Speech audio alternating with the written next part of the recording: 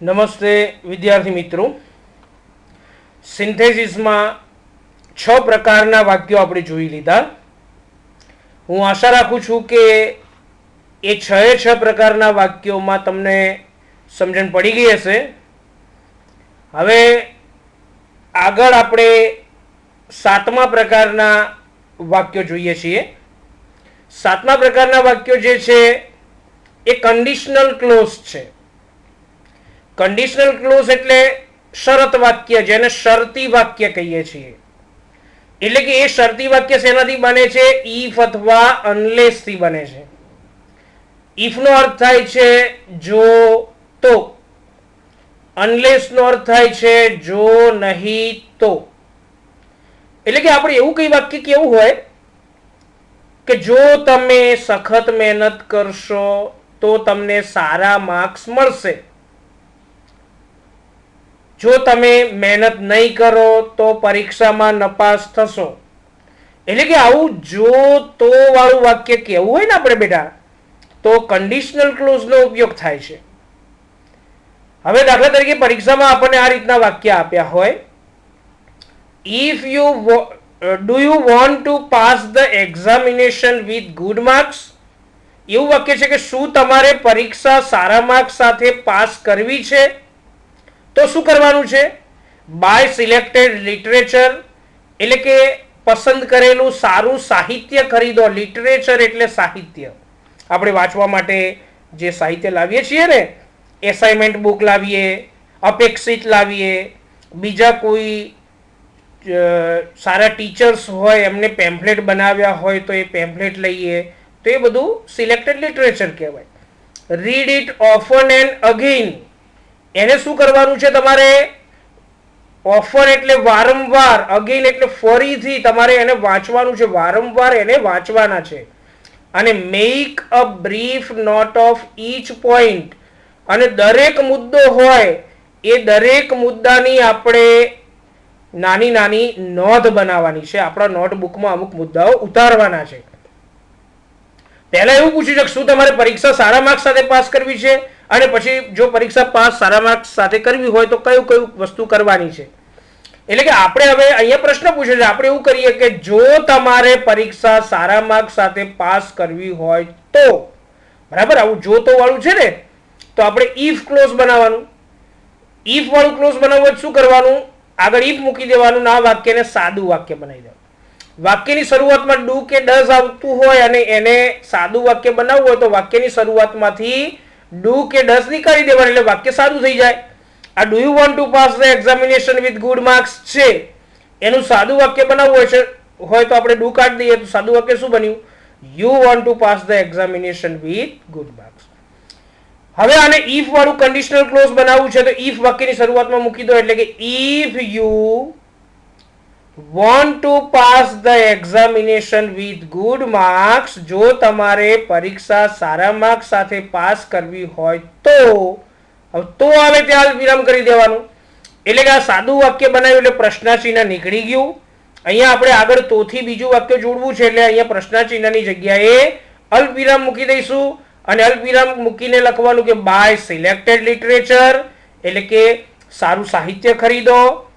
બીજું આપણે જોડવું છે ફરીથી અલ્પવિરામ કરીને આ વાક્ય જોડી દેવાનું, read it often and again, વારંવાર એને વાંચો. અને ત્રીજો વિકલ્પ જ્યારે છેલ્લો અને ત્રીજો વિકલ્પ જોડવાનો હોય, એટલે ત્રીજો વિકલ્પ અલ્પવિરામથી નહીં જોડવાનો પણ એન્ડથી જોડવાનું. જ્યારે પણ છેલ્લો વિકલ્પ જોડવાનો હોય તો છેલ્લો વિકલ્પ આપણે એન્ડથી જોડીશું, એટલે and make a brief note of each point. દરેક મુદ્દાની નાનકડી નોંધ બનાવો. એટલે આખું શું બન્યું ફરીથી આપણે જોઈએ તો, if you want to pass the examination with good marks, અલ્પવિરામ, by selected literature, read it often and again, એટલે કે અલ્પવિરામથી આ જોડવાનું, અને છેલ્લો વિકલ્પ જોડવા માટે and make a brief note of each point. એટલે આવી રીતે બન્યું ને જો વાક્ય આપણે જે સમજાતા એ રીતે, કે આપણે પહેલું તો ઇફથી જોડી દીધું, બીજું વાક્ય જોડવા માટે અલ્પવિરામ મૂક્યું, અલ્પવિરામથી આ બંને વિકલ્પો જોડ્યા, અને ત્રીજો વિકલ્પ જોડવા માટે અહીંયા શું મૂકેલું છે? એન્ડ મૂકેલું છે ને, એન્ડથી જોડી દીધું. એટલે આવી રીતે આપણે કન્ડિશનલ સેન્ટેન્સ એટલે કે શરતી વિધાન પણ બનાવી શકીએ છીએ અને શરતી વિધાન આ રીતે બને છે. હવે આપણે આવા બીજા વાક્ય જોઈએ તો બીજું વાક્ય આપણે જોઈએ તો જુઓ અહીંયા એક વાક્ય આપણને આપેલું છે do you want to keep healthy and fit. આ વાક્ય એક છે, અહીંયા ફિટ પછી ફૂલ સ્ટોપ છે એટલે કે આ ફિટ છે ને ત્યાં ફૂલ સ્ટોપ આવશે. એટલે કે તમારે તંદુરસ્ત અને ફિટ, ફિટ એટલે એકદમ સ્વસ્થ કહીએ છીએ ને, શું તમારે તંદુરસ્ત અને સ્વસ્થ રહેવું છે તો you should eat fresh vegetables and fruits. તો એના માટે તમારે શું કરવું પડશે? તાજા શાકભાજી અને ફળફળાદી ખાવા જોઈએ. You should drink plenty of milk. તમારે પુષ્કળ દૂધ પીવું જોઈએ. અને you should take exercise also. અને તમારે કસરત પણ કરવાની છે. હવે જો અહીંયા પહેલું વાક્ય પ્રશ્નાર્થ છે ને, do you want to keep healthy and fit, પ્રશ્નાર્થ વાક્ય છે ને, સોરી આપણે અહીંયા ફૂલ સ્ટોપ કરી દીધું પણ અહીંયા પ્રશ્નાર્થ વાક્ય છે ને, પ્રશ્નાર્થ. તો જુઓ પ્રશ્નાર્થનું શું કરવાનું? આપણે સાદું વાક્ય બનાવી દેવાનું. આવા વાક્યનું સાદું બનાવવું હોય તો આપણે શું કરીએ છીએ? આ જે ડુ કે ડઝ વાક્યની શરૂઆતમાં હોય ને, તો એ વાક્યની શરૂઆતમાં જે ડુ કે ડઝ હોય એને કાઢી દઈએ એટલે સાદું વાક્ય શું થઈ ગયું? You want to keep healthy and fit. અહીંયા શું થશે? ઇફ વાળું ક્લોઝ બનાવવું હોય તો if you want to keep healthy and fit અલ્પવિરામ, જો તમારે તંદુરસ્ત અને સ્વસ્થ રહેવું હોય તો અલ્પવિરામ, અલ્પવિરામ પછી શું લખીશું? You should eat fresh vegetables and fruits. તો પહેલું તો તમારે શું કરવાનું છે? તાજા શાકભાજી અને ફળફળાદી ખાવાના છે. બીજું શું કરવાનું છે? તો બીજો વિકલ્પ આપે છે you should drink plenty of milk. પણ અહીંયા પહેલા વિકલ્પમાં યુ શુડ આવી ગયું છે ને, તો બીજા વિકલ્પમાં ફરીથી આપણે યુ શુડ લઈશું નહીં. બીજો વિકલ્પ અલ્પવિરામથી જોડીશું પણ સીધું ક્રિયાપદ, એટલે કે અલ્પવિરામ કરીને ડ્રિંક પ્લેન્ટી ઓફ મિલ્ક. અને હવે ત્રીજો વિકલ્પ જોડવો છે. ત્રીજો વિકલ્પ ને છેલ્લો વિકલ્પ જે છે એ શેનાથી જોડીશું? તો ત્રીજો અને છેલ્લો વિકલ્પ જે છે એ આપણે એન્ડ થી જોડીશું. એટલે કે એન્ડ, અહીંયા ફરીથી યુ શુડ આવ્યું એટલે નીકળી જાય, અને ફરીથી યુ શુડ આવ્યું એટલે નીકળી જાય, એટલે સીધું જ ક્રિયાપદથી જોડાશે. અને ક્રિયાપદથી જોડાશે એટલે એન્ડ ટેક એક્સરસાઇઝ ઓલ્સો નીકાળી દેવાનું. ફરીથી જોઈએ તો શું થાય? If you want to keep healthy and fit અલ્પવિરામ, you should eat fresh vegetables and fruits અલ્પવિરામ. આ you should ફરીથી આવ્યું એટલે નહીં લખીએ.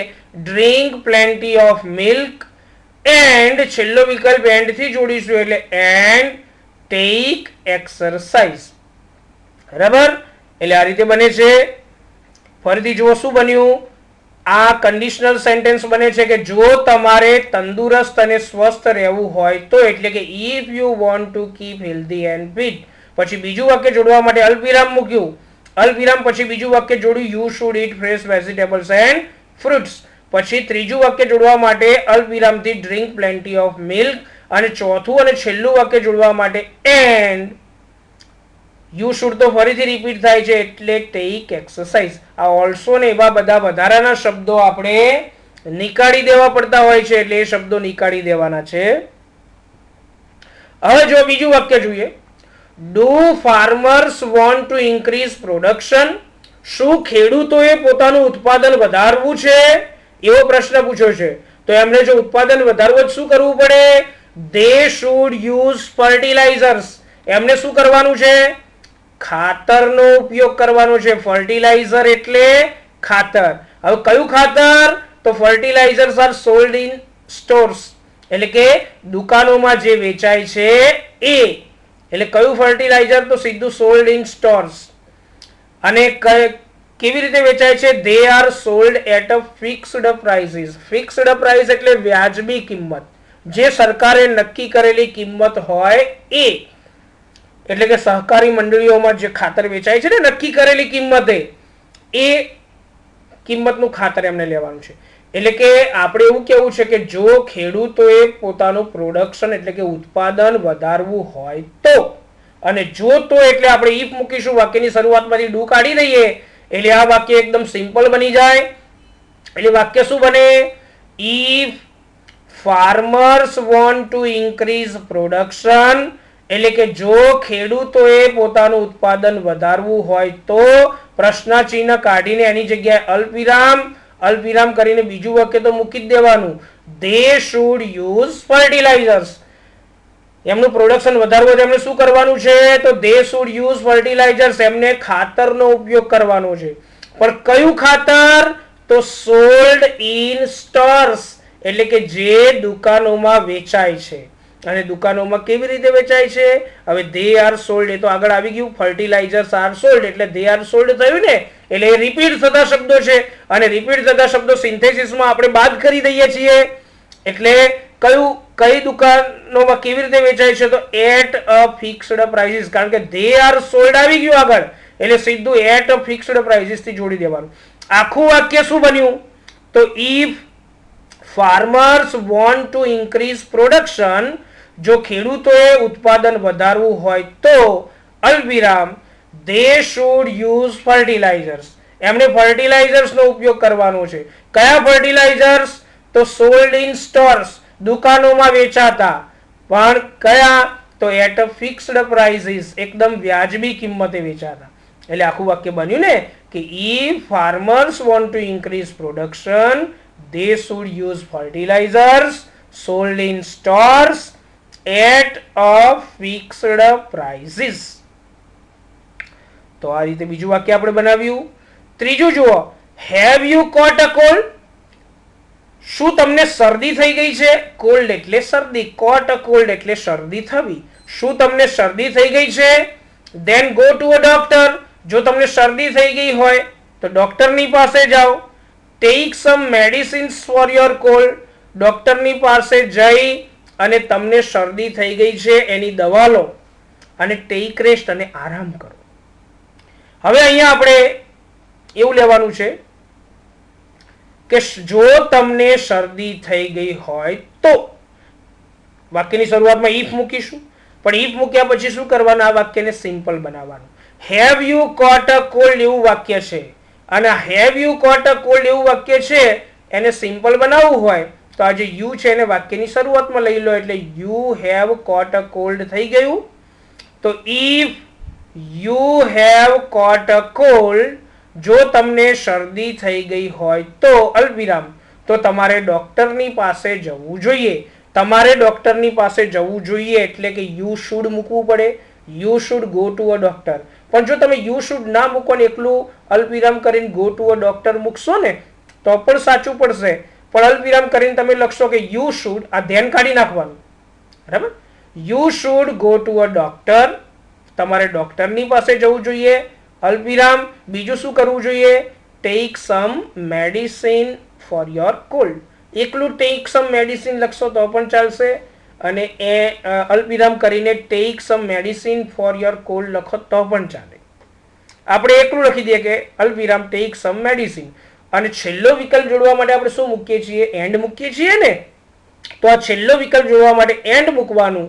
And take rest. આખું વાક્ય શું બન્યું?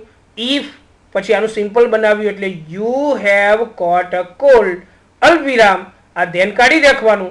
અહીંયા આપણે વાક્ય જોડવું છે તો આપણે કર્તા અને ક્રિયાપદ તરીકે you should લઈએ તો અલ્પવિરામ કરીને you should go to a doctor અલ્પવિરામ take some medicine અને છેલ્લું જોડવા માટે and take rest.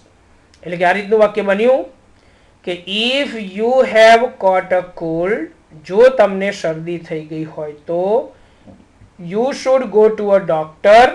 તમારે ડોક્ટરની પાસે જવું જોઈએ. take some medicine, દવા લેવી જોઈએ and take rest. આપણે સિમ્પલ આપણી ગુજરાતીની ભાષામાં પણ વિચારીશું ને તો પણ આપણને ખબર પડશે કે આપણે કયા કયા શબ્દો લેવા ને કયા કયા શબ્દો ના લેવા.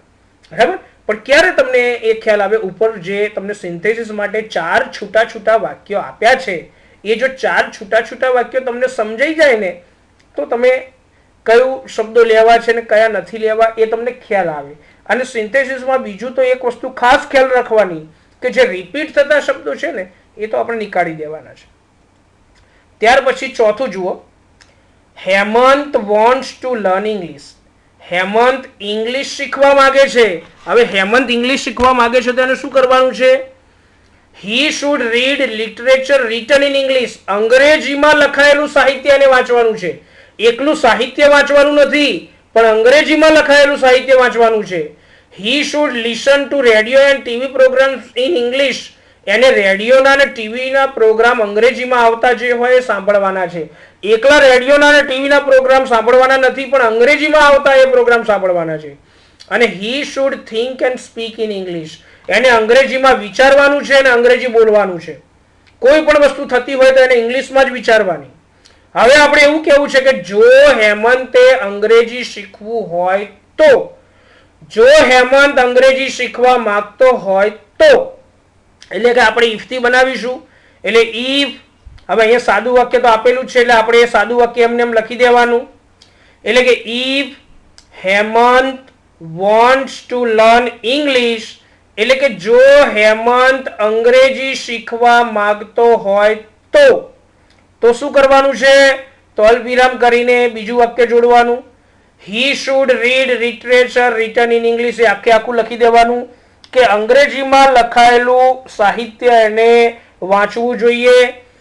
હવે આગળ હી શુડ આવી ગયું એટલે આ વાક્યમાં પણ હી શુડ આવે છે એટલે હી શુડ આપણે કાઢી દઈશું. અલ્પવિરામ કરીને આ વાક્ય જોડીશું એટલે અલ્પવિરામ કરીને સીધું ક્રિયાપદથી જોડી દેવાનું. Listen to the radio and TV programmes in English. અને છેલ્લું વાક્ય જોડવા માટે આપણે એન્ડ મૂકીશું. તમને અગાઉ પણ કહ્યું મેં કે છેલ્લું વાક્ય હોય અને કન્ડિશનલ ક્લોઝ બનાવતા હોય ઇફ કે અનલેસ થી, તો એન્ડ થી જોડી દેવાનું. એટલે કે એન્ડ, હવે હી શુડ ફરીથી આવ્યું એટલે આપણે કાઢી દઈશું. એટલે and think and speak in English. શું બન્યું આખું વાક્ય?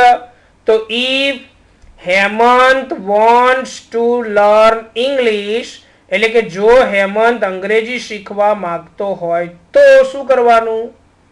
તો એને કરવાનું છે અલ્પવિરામ કરીને આપણે શું લખ્યું? He should read literature written in English. એ આખું બીજું વાક્ય એમને એમ લખી દીધું. ત્રીજું વાક્ય આપણે અલ્પવિરામથી જોડીશું, પણ હી શુડ રિપીટ થાય છે એટલે હી શુડ લખીશું નહીં, સીધું લિસન ટુ થી જોડી દઈશું. એટલે listen to the radio and TV programmes in English. અને ચોથું વાક્ય જોડવા માટે એન્ડ થી જોડીશું. જેમ અહીંયા એન્ડ મૂક્યું છે એ રીતે એન્ડ થી આપણે એ ચોથું વાક્ય જોડીશું. એટલે એન્ડ પછી થિંક, હી શુડ ફરીથી આવે છે એટલે નીકાળી દઈશું. એટલે think and speak in English. તો વિદ્યાર્થી મિત્રો, આ આપણે કન્ડિશનલ સેન્ટેન્સ શીખ્યા એટલે કે ઇફ કે અનલેસ વાળું. અનલેસ થી પણ વાક્ય જોડાય, પણ અનલેસ થી વાક્ય ક્યારે જોડાય? જ્યારે આ પહેલું વાક્ય નકાર હોય ને. આ ધારો કે વોન્ટ્સ છે, પણ વોન્ટ્સ ની જગ્યાએ Hemant does not want to learn English. નકાર વાક્ય હોય તો એ આપણે અનલેસ થી જોડીએ, અને હકાર વાક્ય હોય તો એ હકાર વાક્ય ઇફ થી જોડાશે. તો આવી રીતે કન્ડિશનલ સેન્ટેન્સ બને છે. આપણે સિન્થેસિસનો 7મો પ્રકાર જોયો જે કન્ડિશનલ ક્લોઝ કહેવાય, કન્ડિશનલ સેન્ટેન્સ કહેવાય, જેને શરતી વાક્યો કહેવાય. તો એ શરતી વાક્યો પણ જોયા. હવે આપણે આનો 8મો પ્રકાર જોઈએ છીએ. અને 8મો પ્રકાર કઈ રીતે બને છે? Contrast close. કોન્ટ્રાસ્ટ એટલે વિરોધાભાસ. વિરોધાભાસ માટે ધો આવે, although, even though, even if, as, however. આની સાથે સાથે બીજા શબ્દો પણ છે. આની સાથે સાથે આપણે બીજા શબ્દો જે છે એ જોવા હોય ને, તો બીજા શબ્દો કયા છે? તો બટ છે, બટ થી પણ આપણે વાક્ય જોડી શકીએ, યેટ થી પણ જોડી શકીએ, બરાબર, અને સ્ટીલ થી પણ જોડી શકીએ. એની સાથે સાથે ઇનસ્પાઇટ ઓફ થી પણ જોડાય, બરાબર. ઇનસ્પાઇટ ઓફ ની સાથે સાથે ડિસ્પાઇટ થી પણ જોડાય.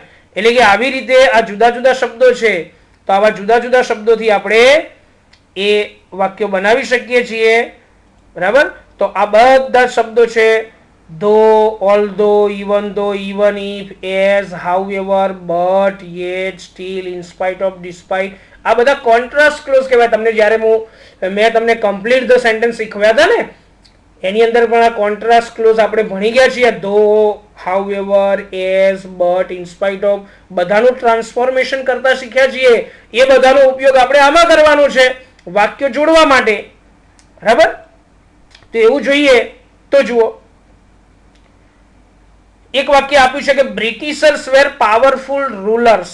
બ્રિટિશર્સ એટલે અંગ્રેજો, આપણા દેશ ઉપર જે શાસન કરીને ગયા ને અંગ્રેજો, એ અંગ્રેજો ખૂબ જ શક્તિશાળી શાસક હતા.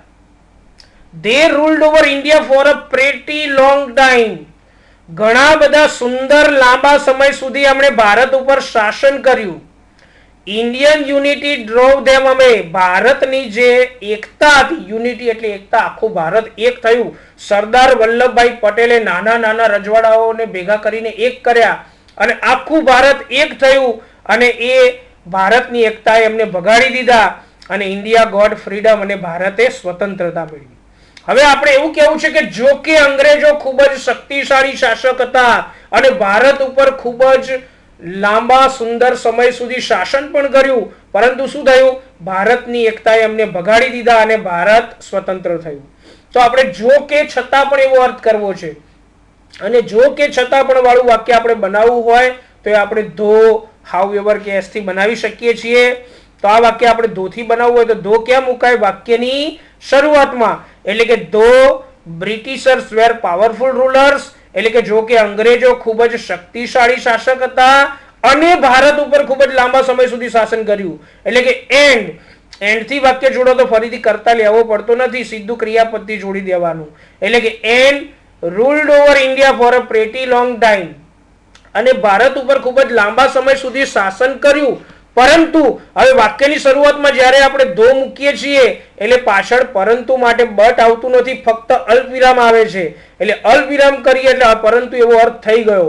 પરંતુ શું થયું? અલ્પવિરામ ઇન્ડિયન યુનિટી ડ્રોવ ધેમ, હવે ભારતની જે એકતા હતી એકતાએ એમને ભગાડી દીધા એન્ડ અને ઇન્ડિયા ગોટ ફ્રીડમ, અને ભારતે સ્વતંત્રતા મેળવી.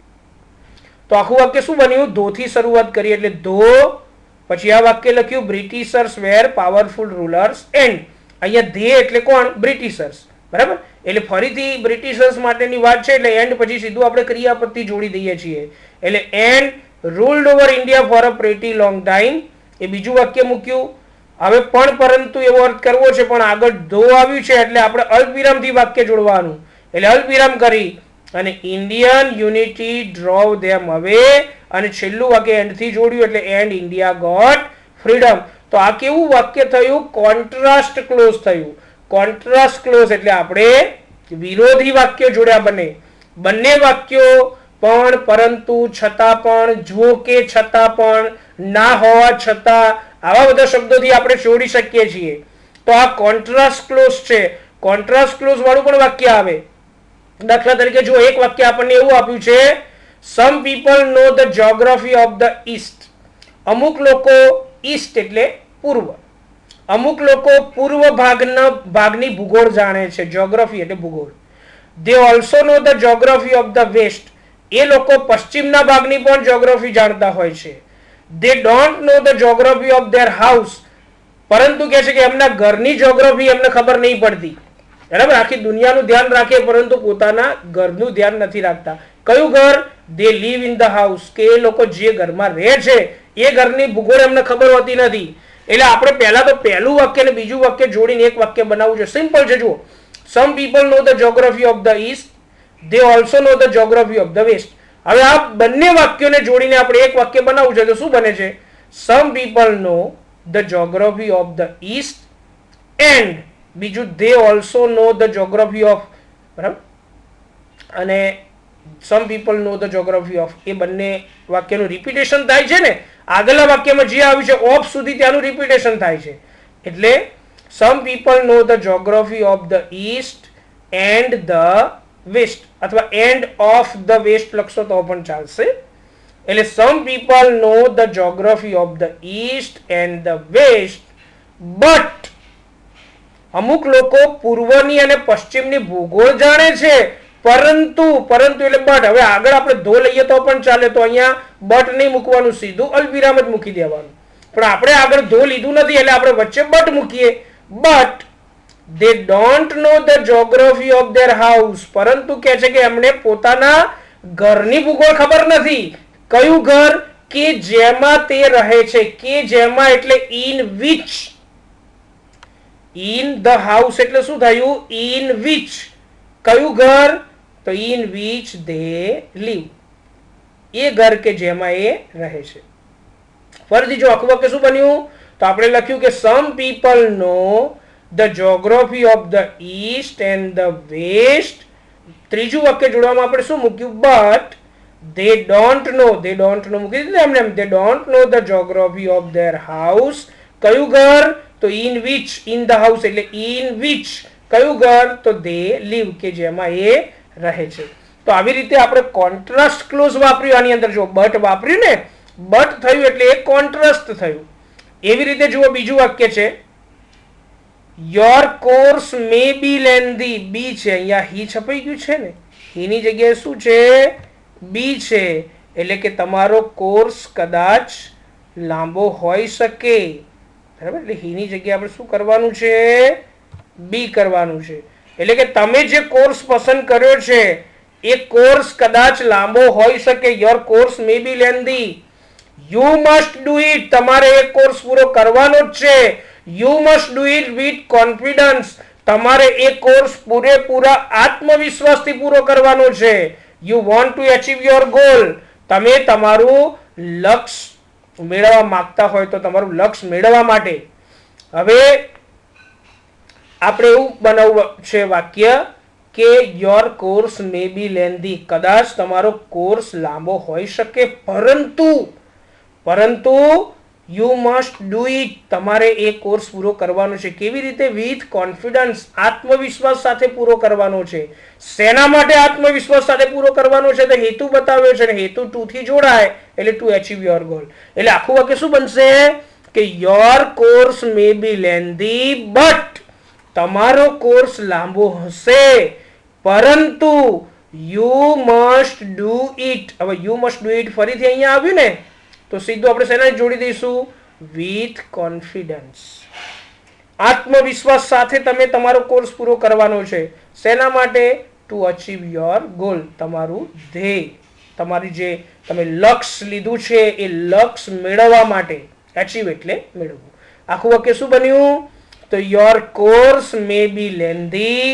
કદાચ તમારો કોર્સ લાંબો હોઈ શકે, બટ એટલે વિરોધી, કોન્ટ્રાસ્ટ બતાવ્યું ને, એટલે but you must do it with confidence લખ્યું ને, you must do it with confidence. શેના માટે? તો હેતુ બતાવ્યો છે એટલે સીધું ટુ થી જોડી દેવાનું. ટુ અચીવ યોર ગોલ, તમારું લક્ષ્ય હાંસલ કરવા માટે. તો આ રીતે બટ થી આપણે વાક્ય જોડ્યું અને આ વાક્ય બટ થી જોડ્યું એટલે એ પણ શું બન્યું? કોન્ટ્રાસ્ટ ક્લોઝ બન્યું. હવે કોન્ટ્રાસ્ટ નું એક છેલ્લું વાક્ય આપણે જોઈ લઈએ. તો છેલ્લા વાક્યમાં શું છે?